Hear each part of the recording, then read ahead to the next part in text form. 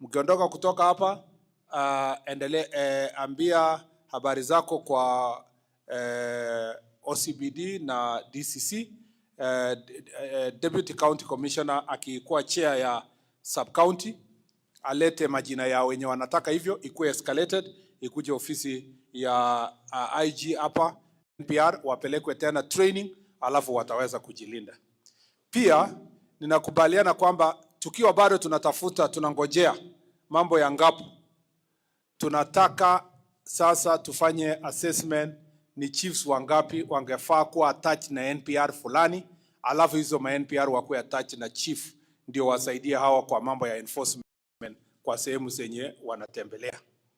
Pia kwa mambo ya NPR tunakubaliana kwamba watu wengi sana kwa sehemu nyingi wanaomba NPR kwa sababu wanajua local terrain na wanasaidia polisi wetu kwa mambo ya enforcement. Pia ninakubaliana kwamba NPR ambao watachakuliwa kutoka ile proposal imeletwa hapa, imeletwa na OCSS, imeletwa na chiefs, imesemwa pia na DCC na ACCs, NPR wasichakuliwe kupitia political leaders. NPR ichakuliwe kupitia administration na wananchi. Kila chief the unit for identifying, ile unit yenye tutatumia kwa identify NPR ikuwe ni sub county security committee, na hiyo sub county community security committee iorganize baraza na machiefs, wacha wananchi wenyewe watutolee wale ambao wanaamini ya kwamba wakiingia NPR hawatawaibia hawa mali yao na watachunga mali ya wananchi kwa sehemu yenye wanatoka.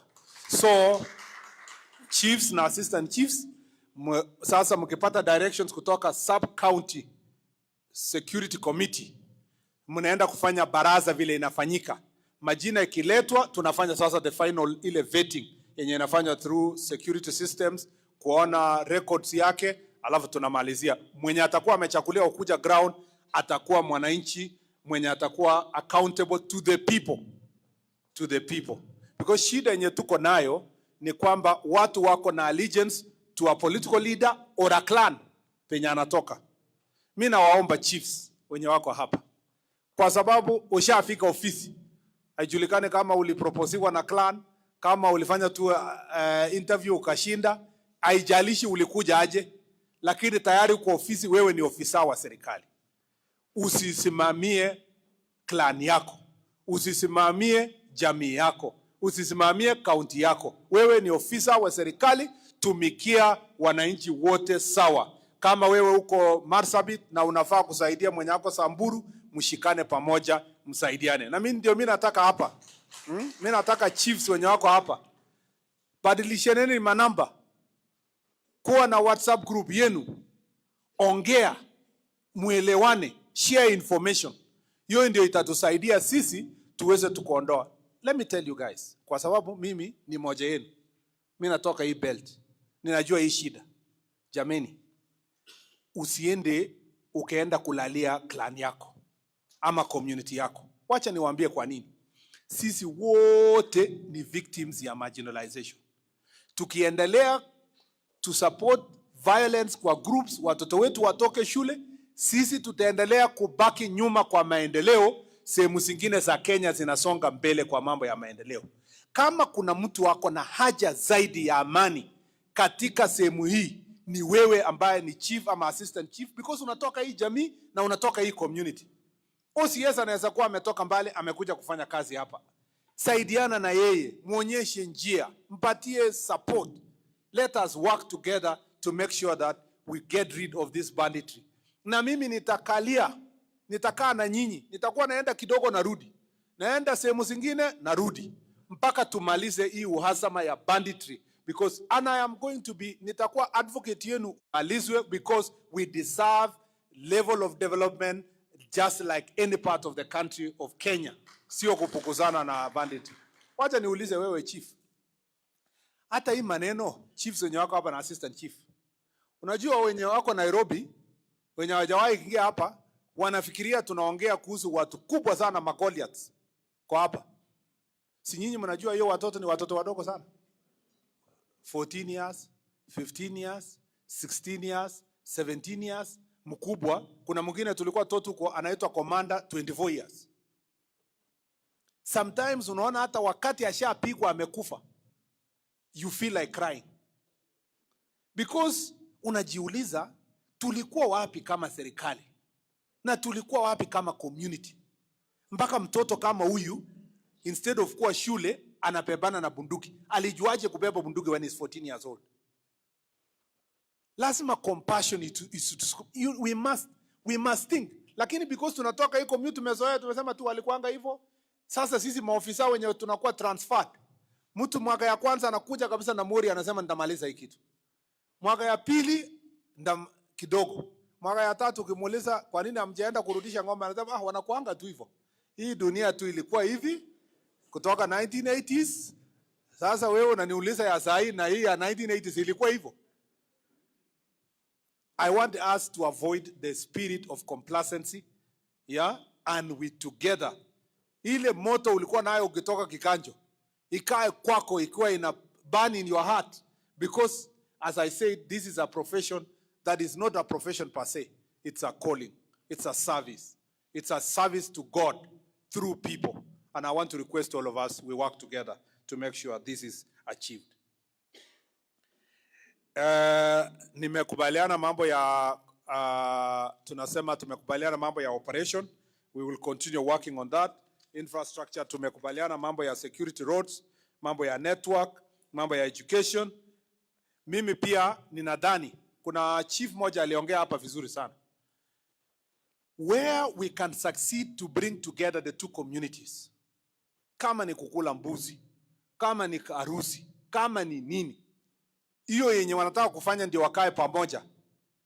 Chiefs tushirikiane, assistant chiefs tushirikiane from this community to this other community, this county to other county, tufanye those peace meetings so that we can get, if we can convert Morans from Moranism voluntarily, watoke huko wawachane, walete bunduki, tusonge mbele, tuko tayari kuhakikisha kwamba those boys are converted. In some places, kuna watu wamesema wakikuwa converted wafanyie nini? But some counties wameamua kwamba those who are converted are taken to school. Ndio wapate nafasi ya kupata technical knowledge na wajimudu kwa njia nyingine. Please tufanye pamoja hivyo, tusaidiane. Counties ambazo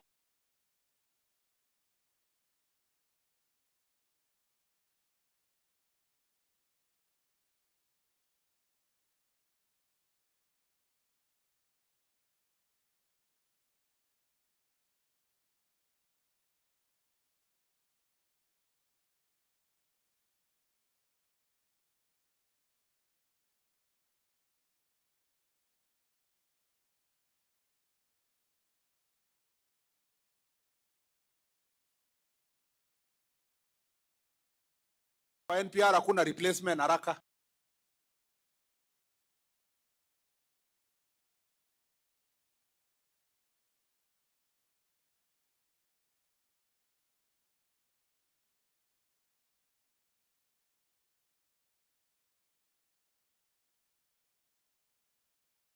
Once we are replacing, we must replace immediately. And so wale wanatoka sehemu ya Igembe North na sehemu zingine penye NPR tulipoteza, na tunasema pole, leteni majina sasa through the same process yenye nimesema, so that we can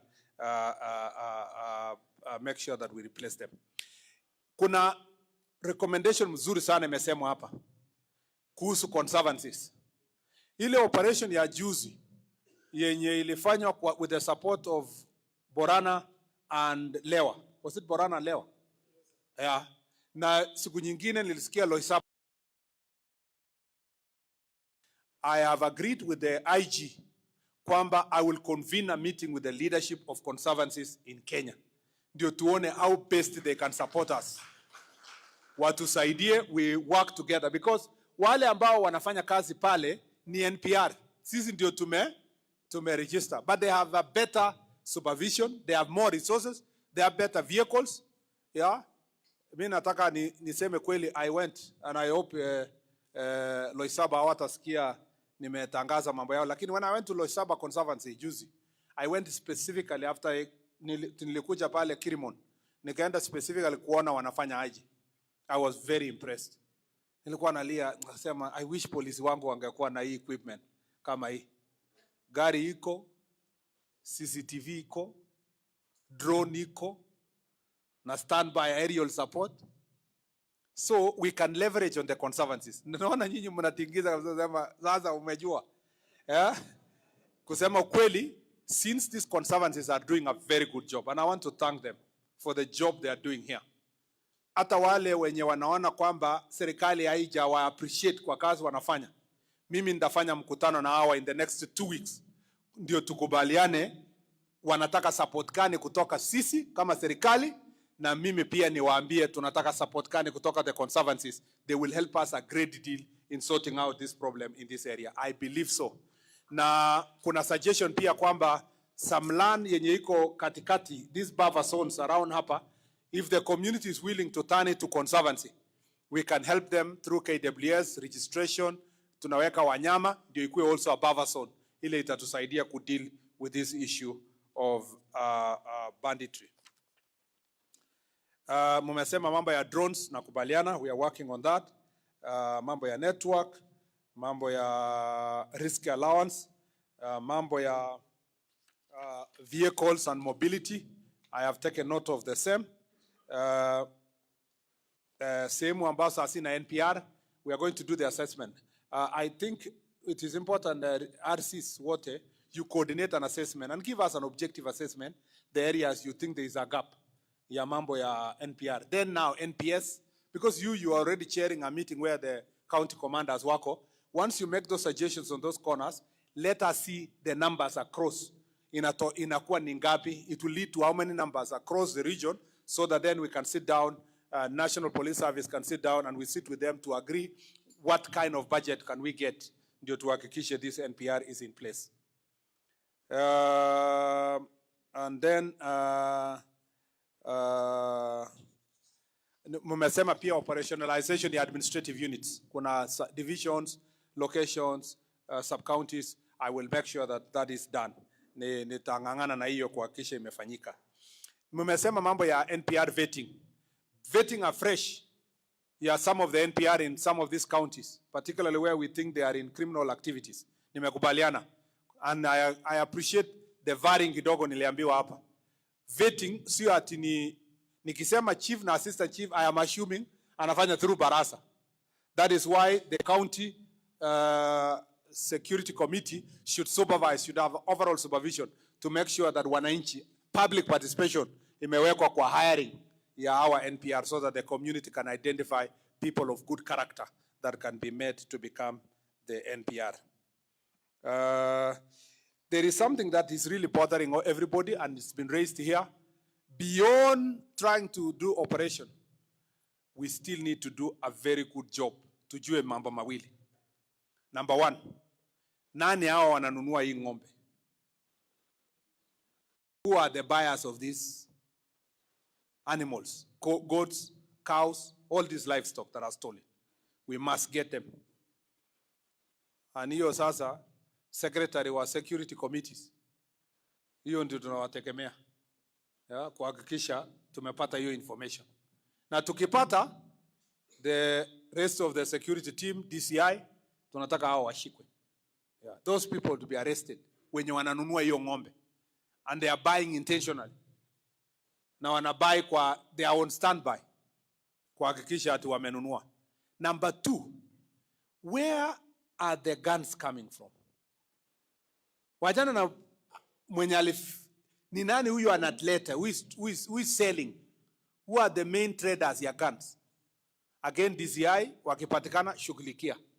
But most importantly, where are the bullets coming from? Wajana guns sasa, bullets. Because tungekataza hii watu wasikuwe na marisasi, hiyo bunduki inakuwa fimbo, inakuwa useless. Inakuwa tu kachuma hapo useless.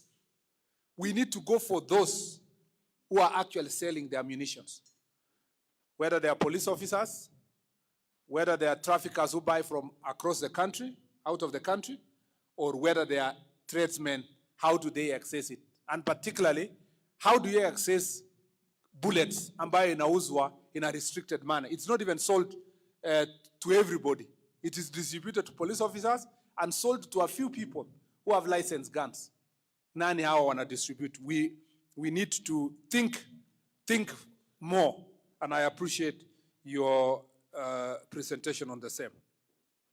Shortage of police officers, mnasikia, in a few months or a few weeks ahead of us, we shall be announcing recruitment of 10,000 police officers. Hiyo itatusaidia.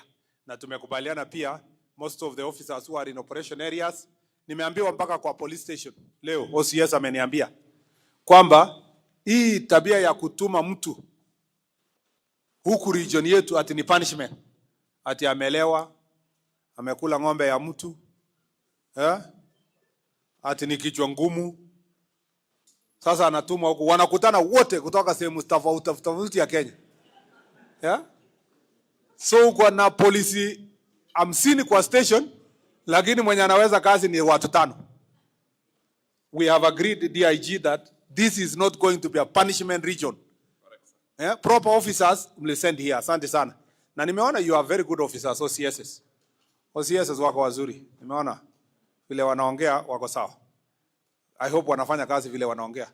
Lakini vile waliongea niliona patriotism iko kwa roho. All the officers who are here. So nataka officers wenye wametumwa hapa wamekuja kazi. Na pia DIG, ile directive nilisema mtu asikae hiyo region ya operation more than 3 years. 3 years aende kwingine. Wengine wakuje fresh 3 years aende. Then everybody will be motivated to serve. Thank you. Everybody will be motivated here to serve. And I want to say that, ama aje OCS? Siyoni ukweli? The officers who know that in 3 years I will go, you know, they will do their work with a lot of hard work. Wakijua kitoka hapa naenda huko. And I want us, tutakuja kuongea zaidi during jukwaa la usalama. Hii ya leo tu ni, we are coming here specifically for banditry. Tumeambiwa hapa kwamba, and there is an officer who said there that wamekuwa threatened sana. There are some political leaders who put them in under threats. Mtu anakuja hata karibu anakuslap. Mumeona wengine wanakuja wanataka kupiga askari, na hata akuji kwa siri, anakuja na cameras ndio supporters wake waone kwa siasa kwamba yeye ni ndume.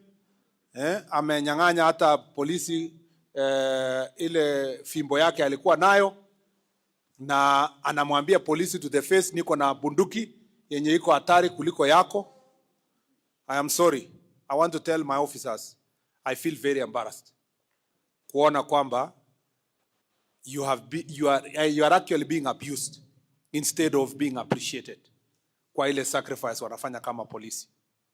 Na nataka niambie all our police officers, you have my unwavering support as your cabinet secretary. For the time I serve here, I will defend police officers. Do your job. Do your job. Police officers mmefunzwa how to use a gun and the circumstances under which you can use a gun. I know many police officers are law abiding. Very few can be accused of misusing their gun. And I request you to operate professionally. Niliona askari moja ananyang'anywa kofia yake inatupwa na akatulia. Nikaona askari moja hapo anaenda kupigiwa kelele na kiongozi mwingine, nilimwambia yeye kwa police station hapa, na yeye akatulia. Na nobody anashukuru ku appreciate these police officers when they are restraining themselves against all kind of provocation. Mimi nataka niwashukuru, niwaombe tuendelee in that professional manner as even we serve the people of Kenya. But I also want to ask leaders, wote ambao na citizens, let us respect our police officers. Anarchy and chaos will become a signature of a country that does not respect its own police force. If you don't respect the men and women in uniform, you do not expect the rest of the citizens to respect. And that leads to anarchy. Imagine criminals wakiona jioni kiongozi amepika coffee polisi, ama amemsukuma polisi, amemtusi polisi. Huyo criminal anasema niliwaambia hakuna polisi Kenya. It's a very useless place. And that leads to anarchy. There will be nothing we will be leading when we lead a country that is not governed by rule of law. Mimi naomba wananchi, ukiona umekosewa na askari, restrain yourself, report. Ukitaka kuandamana, tuandamane tukiwa peaceful, without guns, without, ammunitions, stones, arrows. Please, let us do what we need to do peacefully. Let us respect each other. Let us resolve our differences peacefully. And I have come here to tell our police officers, you have our support. We will not be unfair to a police officer who found himself in a situation where his life is in danger, and they try to protect themselves. And we will also not protect a rogue officer who has gone out of his way kwa roho yake tu kusema anaenda kuumiza wananchi wengine. Lakini you have our support. And nawaomba sana, msikufe moyo. Nimewasikia sana mkiongea hapa, nikaona kwamba some of you are very, very concerned about the future of police service and the manner in which police officers are treated. I want to tell you that we will continue defending you. We will also continue educating the public and the leaders to restrain themselves in the circumstances of dealing with police officers. And I want to say, for the avoidance of doubt, our country has relevant institutions that can resolve all the differences that may come in our country. Kama kuna makosa umekosana na polisi, we have our IPOA. We have internal unit kwa IG. Let us follow those procedures. If there is an issue, there is no, and I want to say this, mimi ni wakili. I understand what rule of law is all about. I understand good governance. Mimi pia nimekuwa kidogo nje ya serikali. Nilikuwa nje ndani ya serikali. Something I cannot explain what it was. Yeah? Nilipigiwa kelele hata na SEC kwa Nakuru siku nyingine. Nimepatana kwa shida na polisi huko Mau. Lakini mmewahi kuniona nikitusi polisi? And I was a politician. Mliwahi niona nikislap a police officer? Ama kusukuma ati kunyang'anya nini police officer? I have always conducted myself in a respectable manner, even in the worst provocation. I did the same when I was out of this ministry, and I will do the same when I'm in this ministry. I want us to preach restraint in our country so that we can have a country that has rule of law. Lakini hii yenye tunachezea askari yetu, tunachezea our security system. There is no policy in the Republic of Kenya for police officers, for anybody to harm another person. There's no such a policy. We don't have such a policy. No, we don't even sit anywhere with police officers and tell them go and shoot people. We don't. Let us respect our country. Let's not make generalized statements that are going to put our country. Let me say this for avoidance of doubt, for everybody who wants to hear. For as long as I am the cabinet secretary in charge of police, I will defend the right of our police officers to protection and to good service, and for our officers to be respected so that they can give the best for us. Kama kuna mtu mwingine anafikiria yeye anaweza kukuja kusimamia polisi wetu, lakini wakati akuwa waziri atakuwa anatusi hawa, pole, hiyo ni kwa wakati yako. Lakini kwa wakati huu nitaisimamia, nitailinda na nitaitetea. Nitaisimamia, nitailinda na tatetea askari wetu kwamba wapewe heshima, ndio wakiufanyia wa Kenya kazi wafanye kazi kwa heshima. Kwa sababu hawa, they were just doing their job. They need to be taken good care of. Nimekubaliana pia kwamba NPR wafanye kazi kwa karibu na OCS. Vile imesema hapa, they must be accountable to OCS. Hiyo rules itakuwa released by National Police Service. Tumekubaliana how they will be under the command of the OCS. NPR lazima akuwe na simu yenye akitafutwa anytime by the OCS it can be accounted for. Lakini tabia yenye unaona raid imefanyika, simu ya NPR imefungwa, mpaka ng'ombe imefuka mahali anafungua simu, we will not entertain. Hiyo ikifanyika, that's a disciplinary action. Aondoke, community walete mtu mwingine mwenye anaweza kutetea. Ama namna gani jameni? That is the thing we want to do because we want to ensure that we are moving forward together.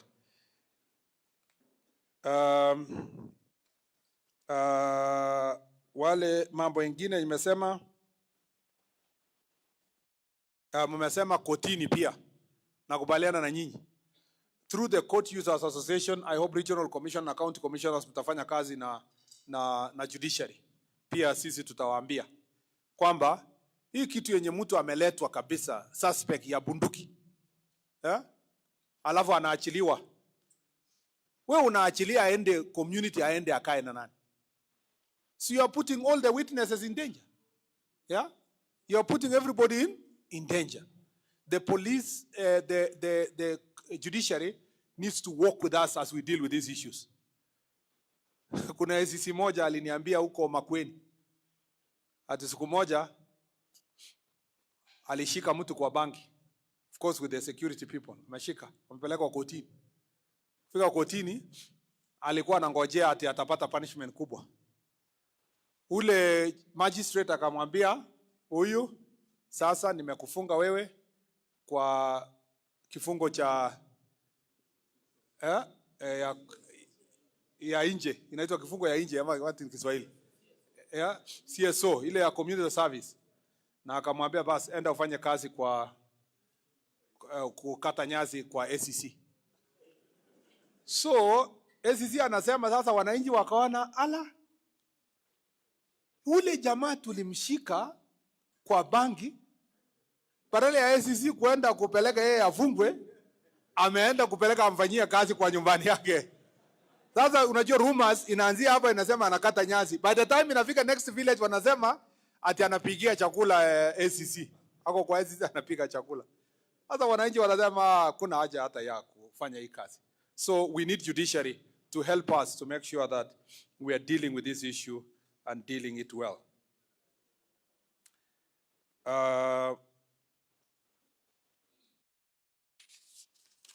I think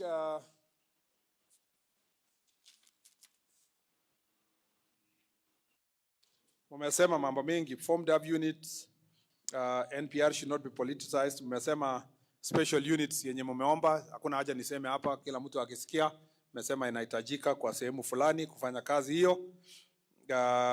Alafu umesema mambo mengi hapa huko Buri, a stretch of 70 kilometers. Madam DCC, nimesema mulete hiyo recommendation through your office, so that we know how many NPR tunaweza kufanya cover those areas. And that's not your county alone, not your sub-county alone, it's across. Mimi nataka niwahakikishie kwamba umesema mambo ya aerial surveillance, we will see what we can do on that area mpaka the drones. Wacha niwahakikishie kwamba ninaenda na kurudi haraka. Okay? And because of that, there is no need for me to say much. Ila kuwashukuru sana. Na washukuru kwa maoni yenu yenye mmetoa kwa roho zenu zote, na ile nia mko nayo kusaidia nchi yetu, na ile commitment and passion mko na kwa kazi.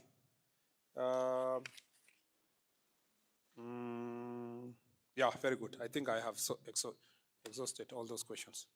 Pole, unajua nimekuwa in the last few weeks nimekuwa nikifanyia kazi mashinani hivi.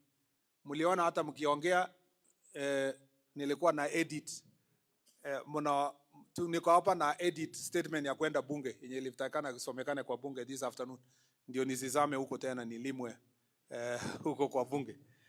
But mimi nimefurahi kufanya kazi na nyinyi hapa mashinani. Ya leo naenda kidogo narudi, tukue na jukwaa la usalama. Kwa hiyo jukwaa la usalama tutaongea mambo ile yote, mambo ya police stations, mambo ya magari, mambo ya career progression, mambo ya strength yetu yenye tuko nayo hapa, our relationship with community yenye tuko nayo hapa, na tukimaliza jukwaa tena narudi tena tuone review. Tutakaa na nyinyi mpaka tuzoeane. Mpaka tuzoeane, mpaka tu deliver. Ile shida mtakuwa nayo ikuwe ni yangu. Ile mazuri mko nayo ikuwe ni yangu. Na mimi nashukuru sana for the commitment and hard work you are putting in this job. Mimi nawatakia baraka za Mwenyezi Mungu. Lakini kabla sija close kabisa ya mwisho, mnajua tumekuja hapa pia from Nairobi na team yenye imetoka Nairobi. Kumbe sijakuja hata wengi leo. Nimekuja na DIG wa polisi. Ile maneno mlisema hapa ni mazuri sana. Hakuna ni tick. Amesikia vile hata yeye makosa yake iko, mimi nimesikia yangu. Kila mtu asikie yake. Na kwa jukwaa tutakuja kusema mengi. Kwa sasa ningependa kumpatia DIG Lagat aseme kidogo, confirm ile maneno kidogo mlisema hapa from our police service, alafu nitasema ya mwisho alafu tuondoka. Asante sana. Thank you very much waziri wetu wa usalama. Waziri wetu wa usalama, wenzangu wote, ladies and gentlemen, good afternoon. You know, it is not usual to talk after my boss has talked. However, I want to confirm that I have written and heard what I'm supposed to do, especially matters that touches on administrative interventions, strategic interventions that us from the vigilance we can do. I want to assure my officers that we will do it. Mine is to ask you to go and cascade what we have discussed today, and especially what Waziri has given and for us to do. But the only one thing that I want to reiterate, 3/4 of the chiefs and ACCs have indicated kwamba they know the criminals. They know who these people are. I want to tell my colleagues from the county level to the district level to the sub-county and the wards, that's the OCS, to go and liaise with those chiefs and get these people arrested as soon as possible. That is the only thing you can do to wananchi, because these are the people that tunawajua and they have no business being in the community while Sharia ziko. Let them face the rule of law so that they can understand that what they are doing is counterproductive to the society, that will prevent the socio-economic activities not to prosper. Finally, is to wish you well, and that we will ensure that those transfers and those directives that we've been given today, we will adhere to it. Thank you very much, Waziri, and we will abide by most of those things. I thank you so very much.